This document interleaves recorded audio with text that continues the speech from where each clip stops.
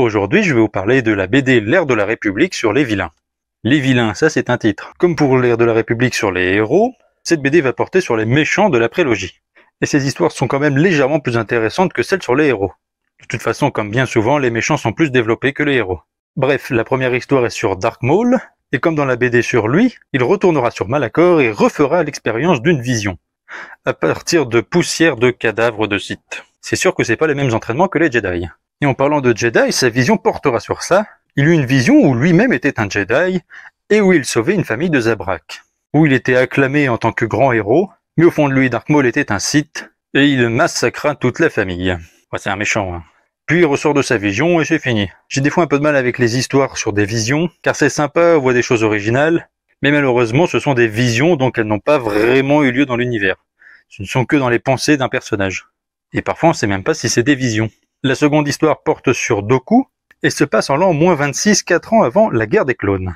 On le découvre en train de fomenter la guerre, en tentant de récupérer des armes auprès de criminels sur Sullust. Sauf que malheureusement pour lui, il tombera sur un Jedi, le Jedi Jaqzin, qui va le reconnaître car il avait fait une démonstration de duel lorsqu'il était très jeune. Une démonstration qui sera reprise dans la BD Yoda.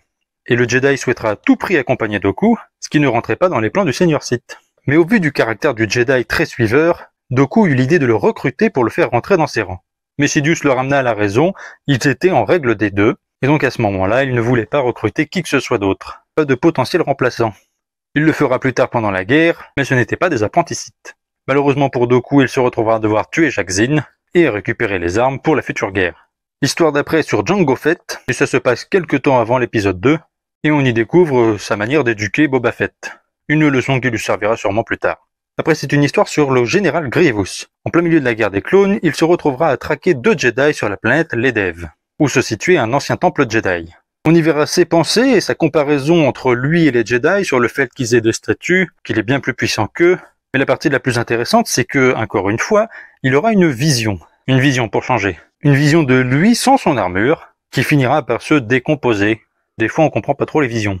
Et il finira par détruire le temple. C'est intéressant parce que j'ai pas souvenir que d'autres histoires nous montrent une personne non sensible à la force avoir des visions. Et la dernière histoire est une très courte BD sur Ventress, alors qu'elle est chasseuse de primes sur Coruscant, et où elle sauve 2 sœurs, leur rappelant l'importance d'avoir une famille à ses yeux, ayant perdu toutes ses sœurs quelque temps avant. Ça se passe en plein milieu des épisodes portant sur Ahsoka qui est traquée par l'ordre Jedi, et on y voit comment elle a découvert que Ahsoka était traquée par les Jedi. Comme pour celles sur les héros, ce ne sont pas forcément des histoires qui nous apportent grand chose, mais celle sur les méchants est quand même plus intéressante que celle sur les gentils. Voilà, si cette vidéo vous a plu, n'hésitez pas à vous abonner à ma chaîne YouTube Curlon et que la force soit avec vous.